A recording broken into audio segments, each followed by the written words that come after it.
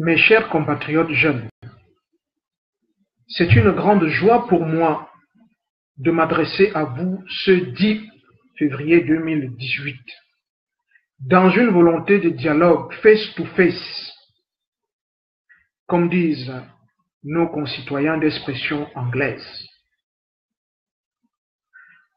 Ma joie de m'adresser à vous une fois de plus, c'est-à-dire 13 ans après mon premier discours à la jeunesse de mon pays, est nuancée d'un peu de mélancolie.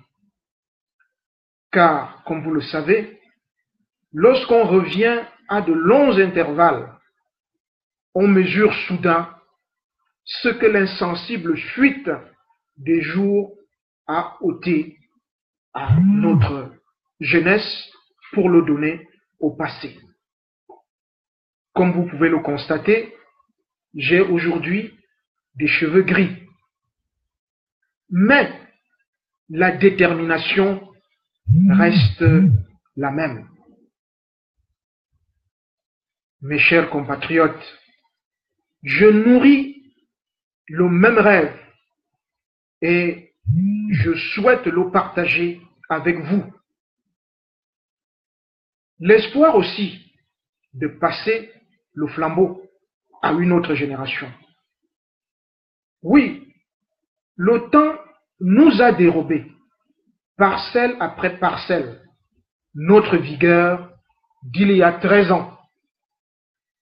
Et en prenant la parole aujourd'hui, c'est un gros bloc de notre vie que nous voyons loin de nous. La longue fourmilière des minutes emportant chacune un grain chemine silencieusement et un beau soir, oui, un beau soir, on voit que le grenier est vide. Mais qu'importe, que le temps nous retire notre force peu à peu, s'il l'utilise obscurément pour des œuvres vastes en qui survit quelque chose de nous. Il y a 13 ans, exactement, c'était un jeudi. En 2005, j'ai pris la parole et j'avais choisi de vous parler des valeurs humaines et de la force qui est en nous, qui est en vous et qui doit vous amener à transcender toutes les épreuves de la vie, mais surtout à vous faire vivre et réaliser vos rêves. J'étais moi-même jeune, j'avais 33 ans. Beaucoup d'entre vous ont fini leurs études, se sont installés dans la vie, ont fondé des familles. À cela, je dis, poursuivez vos rêves. Oui, poursuivez-les sans relâche. Ceux-là sont malheureusement moins nombreux au regard de l'état de pauvreté de notre jeunesse. Mais, mes chers concitoyens, la pauvreté n'est rien face au désespoir, au manque de débouchés à l'horizon fermé. Je le découvre dans votre agir, dans nos échanges, dans les correspondances que vous m'adressez, et qui se terminent toujours avec cette formule lapidaire. On va faire comment? C'est une formule très camerounaise. C'est pour moi l'occasion de me tourner vers une autre génération, peut-être 2, voire 3 générations. Celle de vos grands-parents encore aux affaires, celle de vos parents et la mienne, bien évidemment. Oui, nous sommes gouvernés par la génération de 90 ans, de 60 ans, et les 40 ans n'ont jamais travaillé, n'ont jamais fondé de famille et ont des enfants eux-mêmes devenus adultes, sinon parents aussi. Oui, à ceux qui nous gouvernent, je voudrais dire que chaque fois que vous m'avez fermé une porte, vous l'avez fermée à 1, voire à 2 générations. Chaque fois que vous m'avez ouvert une porte, vous avez montré la voie à des gosses comme moi. Vous leur avez fait savoir qu'il pouvait le faire, qu'il pouvait valablement vous remplacer. Vous l'avez hélas, oui hélas, très peu fait depuis 1982, date à laquelle vous avez pris les rênes du pays alors que vous étiez déjà hier de hauts fonctionnaires au moment de l'indépendance de notre pays. Je ne suis pas pessimiste de nature. Je crois en la force des idées. Ce sont elles qui créent des richesses, donnent valeur à l'économie et propulsent l'homme de l'avant. C'est pourquoi je vous invite, alors que vous êtes au soir de votre vie, de faire un large crédit à la nature humaine, afin que cette jeunesse à laquelle je m'adresse aujourd'hui vous réhabilite au crépuscule de votre séjour sur terre. Si elle ne le faisait pas alors, elle se condamnerait elle-même à ne pas comprendre l'humanité.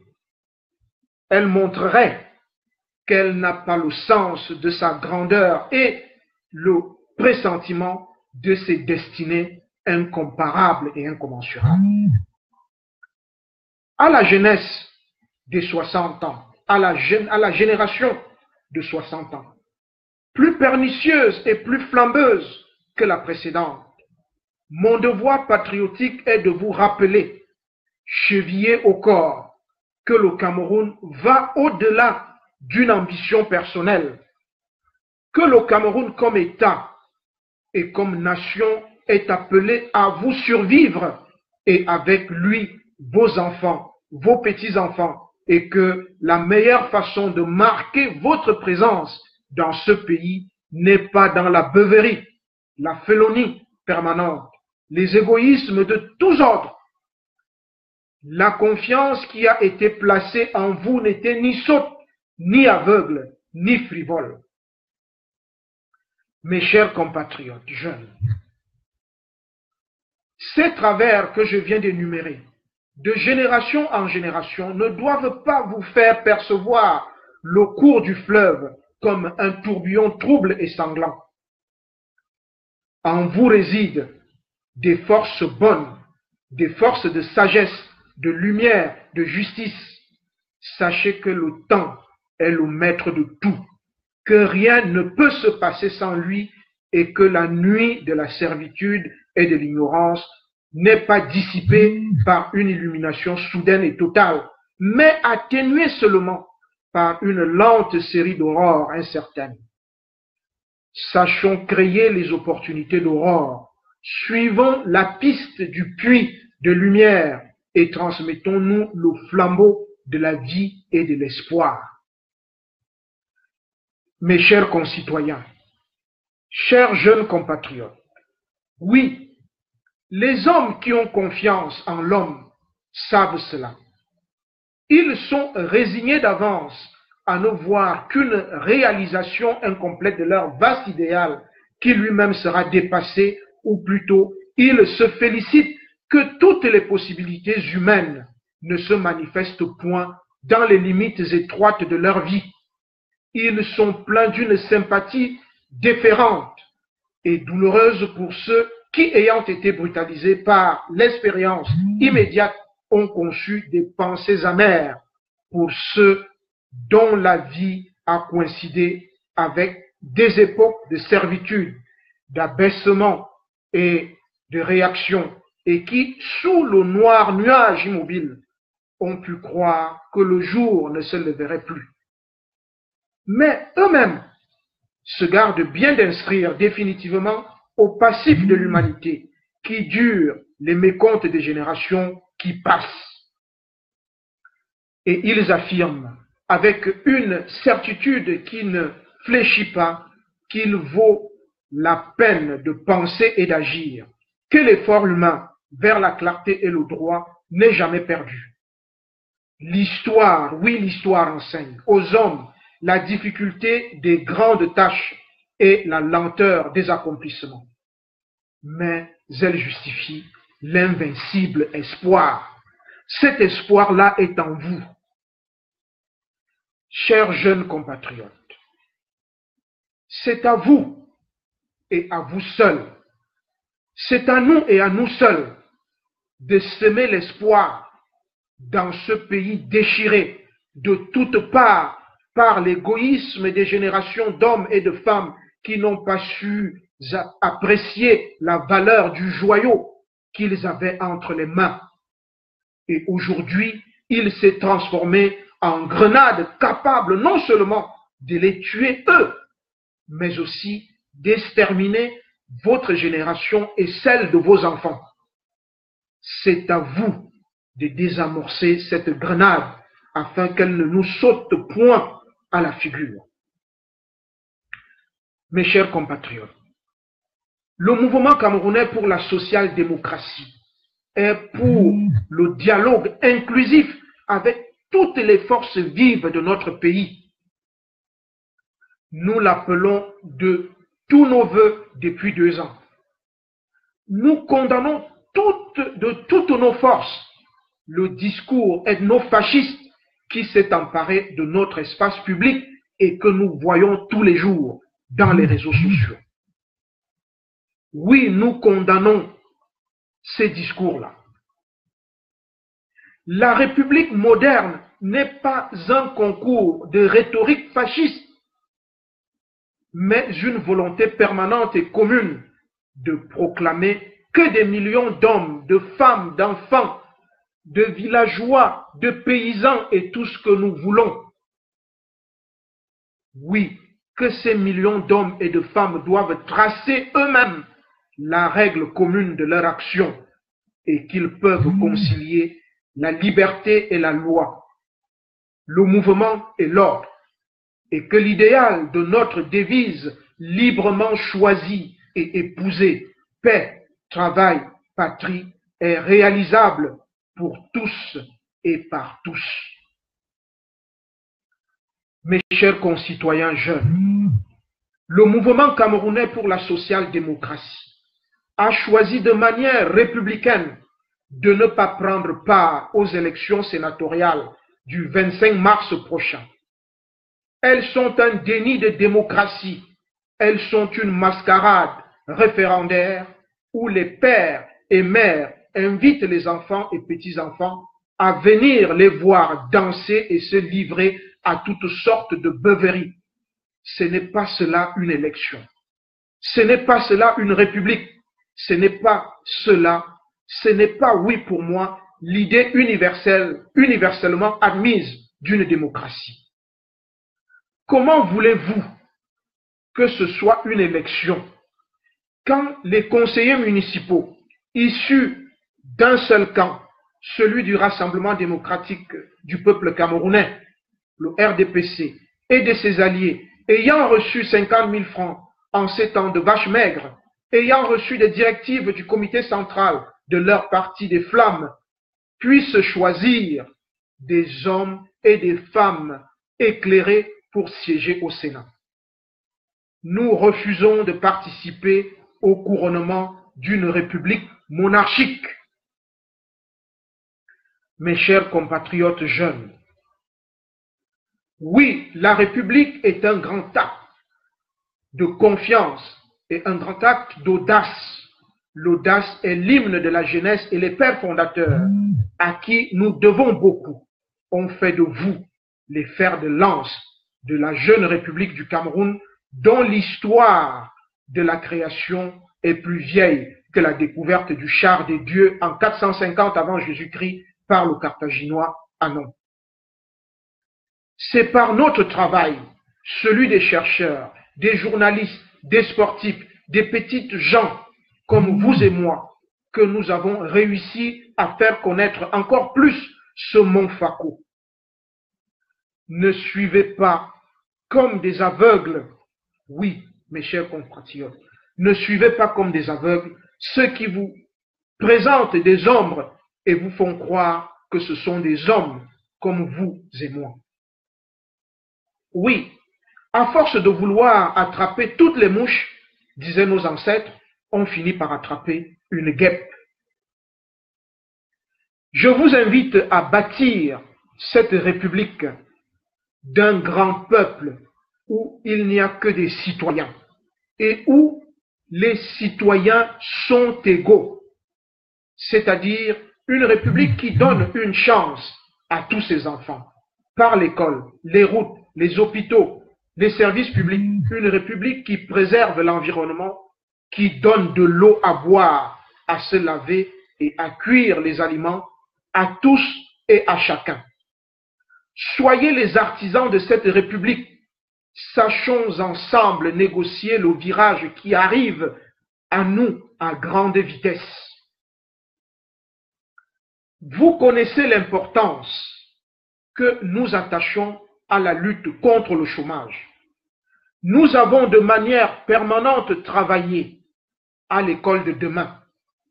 Ce collège unique dont nous appelons l'instauration de tous nos vœux afin de former non à la précarité, mais à l'emploi permanent pour la construction de notre pays et l'épanouissement de chacun de nos concitoyens.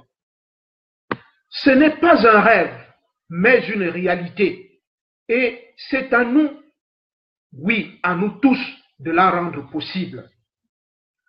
Notre pays a besoin autant de menuisiers que de magistrats, d'ouvriers agricoles que de fonctionnaires de bureau, de conducteurs d'engins que d'infirmiers, que de médecins. Notre pays doit être fier de tous et de chacun d'entre nous sur le mérite et la chance donnée à chacun. Mes chers compatriotes jeunes et moins jeunes, sachez dès à présent vous projeter de l'avant. Aux jeunes filles, je voudrais dire que j'espère que vous aussi, vous ferez ce que vous voulez avec votre génie, car ce pays est aussi le vôtre, depuis les campagnes jusque dans les villes. Je vous invite à vous armer de courage. Ce courage-là est en vous. Il vous invite à accepter les conditions nouvelles. Je veux dire, à y entrer dans les circonstances nouvelles que la vie fait à la science et à l'art. Je vous invite à savoir dominer vos propres fautes. D'en souffrir, oui, mais pas d'en être accablé. Je vous invite à savoir continuer votre chemin. Mes chers amis, le message que je vous passe aujourd'hui, sachez le donner aux autres, sachez le partager avec d'autres. Jeunesse du Cameroun, vous êtes jeunes et ces mots de Césaire sont à vous. Ils sont fous. Ils vous éloignent cependant du discours de haine de l'autre. Ils sont fous parce qu'ils vous délivrent de votre propre folie. Ils datent de 1935. Ils sont un pont pour 2018. Très peu les ont prononcés, mais nous les vivons tous parce que c'est dans la folie.